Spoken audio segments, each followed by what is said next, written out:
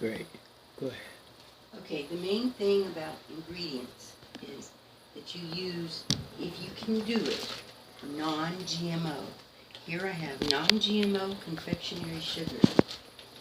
Here I have non-GMO light brown sugar. Now this stuff is easily found in the store and doesn't always cost more. The next thing I use is non-GMO flour, and it's also unbleached, self-rising. I've already put 2 cups of butter, which is 2 sticks of butter, in the bowl. Now I'm going to grate some oranges. I ran across this recipe when I was making shortbread cookies. I said, you know, instead of just putting confectionery sugar in it, I think I'll put some light brown sugar in it. So I used the same amount of sugar, I just used half confectionery and half light brown.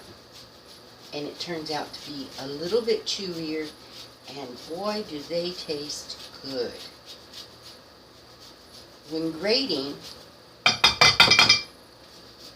you don't always get enough zest to give it the full orange flavor, but it really helps. So to add to that, I use orange extract as well, because I want the orange flavor to come out. Now these cookies and this dough that you're making needs to be refrigerated for at least a half hour before you cook it. Now I'm going to add in approximately a tablespoon of orange extract. I use a little bit more than a teaspoon because I really like the orange flavor. Remember, all I have in here now is butter, zest of orange, and orange extract. Now I'm going to put in brown sugar and measure out half a cup of brown sugar.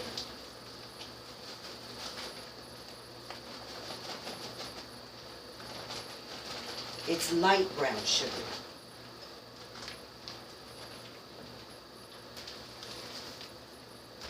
It's not easy to measure brown sugar, but I think I've got it almost perfect. Now I'm going to finish off my cup with confectionery sugar. Okay, I have just a little bit more, and I'll have a whole cup. And the thing is this recipe is not overly sweet. Now I'm going to dump this in here.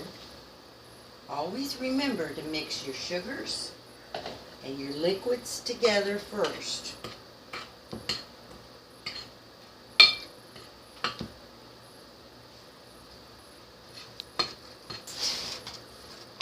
I'm going to add my flour, and I want to get 2 cups of flour. This is an easy recipe because it's 1 cup, and 2 cups. 1 cup of sugar,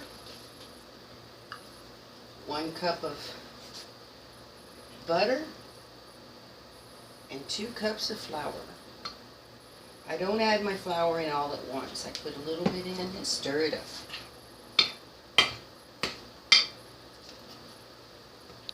The thing about stirring is you can use an electric mixer. Sometimes I get a little bit lazy because then I have to pull that thing out and it's heavy. Or you can use your fingers because you want to get the right consistency of the dough.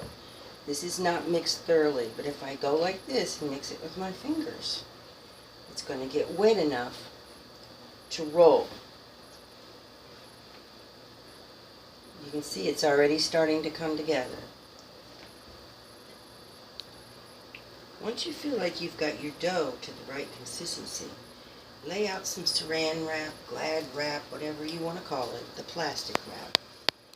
And put your dough inside your wrap. Remember, I said this has to be refrigerated. Even if it is a little crumbling sometimes, it's okay because you're going to roll it. The thing is, it needs to be tacky, but not sticky. You can see that it's really not sticking to my fingers that bad. Put it all in there. Now, we're going to roll it, which is not hard to do at all. You just smush it down, bring your saran wrap over to this side, then to this side, like you're going to wrap it, and then do it right inside the saran wrap.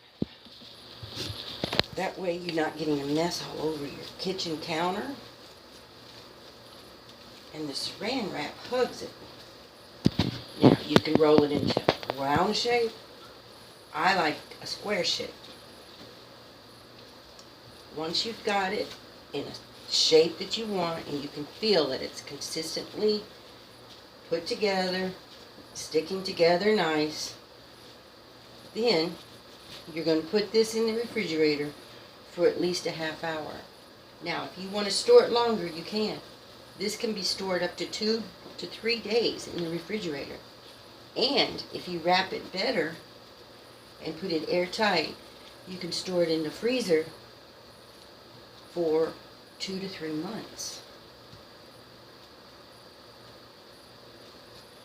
Okay, I'm going to put this in the refrigerator for a half hour. When I bring it out, the next thing I'm going to do is I'm going to take a knife and I'm going to slice the cookies about 3/5 of an inch. Remember, or a half inch. Do not go a whole inch, because then they'll be too thick. Another thing you can do before you put it in the slice it is you could roll it. You could roll it in almonds, cut almonds. You can roll it in sesame seeds. You could roll it in sprinkles for the kids. But basically, that's all there is to it. So I hope you enjoyed. This was Dancing in the Kitchen, Part 1. And I have many other parts that I can share with you about dancing in the kitchen, because it's really fun to cook and it's really easy. Thank you very much.